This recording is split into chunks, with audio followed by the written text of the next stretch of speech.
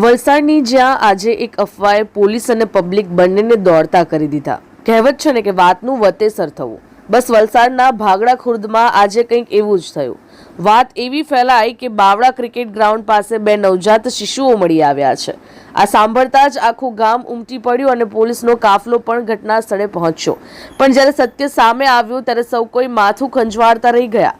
વલસાડના ભાગડા ખુર્દ ગામના Bavla cricket ground ખાતે અચાનક ગ્રામજનોનું ઘોડા પર ઉમટી પડ્યું હતું। કારણ હતું કે એક ચોંકાવનારી અફવા।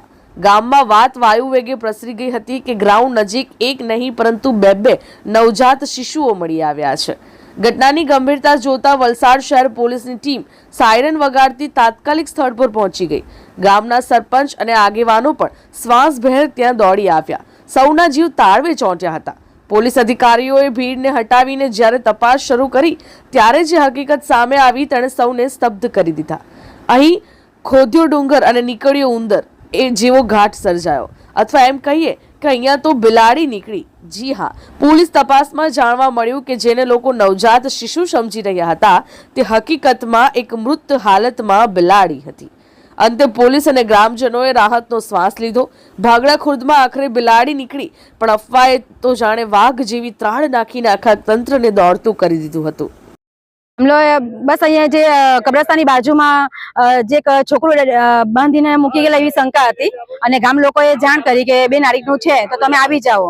એટલે આવીને જોતા ખબર પડી કે ઉપરથી કપડું છોડ્યું તો કે અંદર બિલાડી મરેલી હતી, છોકરું નહીં હતું। અને જે શંકા હતી તે દૂર થઈ। એના બાબતે આખું ગામ અહીંયા ભેગું થયું હતું અને પોલીસ સ્ટાફ આવ્યા અને જોયું તો કઈ હતું નહીં। હા, એ તો સાચી વાત છે કે આગળ પણ એ બનાવ થયો હતો કે ત્યારે પણ કબર છે કરીને ખોલેલું, પોલીસને જાણ કરી, કબર ખોલી તો અંદરથી લાકડા ને બધી વિધિકલી લોબાને જ મળ્યું।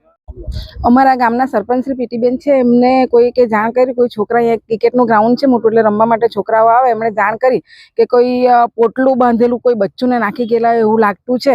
એટલે અમારે તો અગમચેતીને પીટીબેને સરપંચ શ્રી તરીકે પોલીસને પણ જાણ કરી અને અમે લોકો બી બધા ભેગા થયા અહીંયા અને અમારી રૂબરૂમાં ખોલવામાં આવ્યું। કારણ કે આ વિસ્તાર એવો છે કે આવાવાળું જરાક વિસ્તાર છે અને બાજુમાં અહીંયા કબ્રસ્તાન લાગેલું છે અને આની પાછળ મેદાનની પેલે બાજુ જાઓ એટલે કોઈ ગર્ભાવસ્થામાં એક્સપાયર થઈ ગયેલી લેડીઝ હોય કે નવજાત શિશુ કોઈ એક્સપાયર થઈ ગયું તો પેલી બાજુ દાટે, આ બાજુ કોઈ દાટતું નથી। પણ અમને બી અચંબો થાય કે અહીંયા ક્યાંથી આ આવી ગયું। પછી એક ભાઈએ ખોલ્યું અને ખોલીને અંદર જોયું તો અંદરથી કોઈ પાળેલી બિલાડી હોય, પાલતુ બિલાડી હોય એવું મને લાગ્યું અને પાલતુ બિલાડી હતું અને બીજું પણ ત્યાં છે એવું કંઈ ખબર પડી। એટલે અમે ત્યાં ગયા, અંદર કંઈ નાનું મસ્તું હશે, ભ્રૂણ હશે કે જે કંઈ બહુ નથી, એટલે એ કપડું જેવું દેખાયું અને પેલું કહેવત છે ને કે ખોડા ડુંગર ઉતલા નીકળા ઉંદર એવું જેવું થયું છે આ બધું।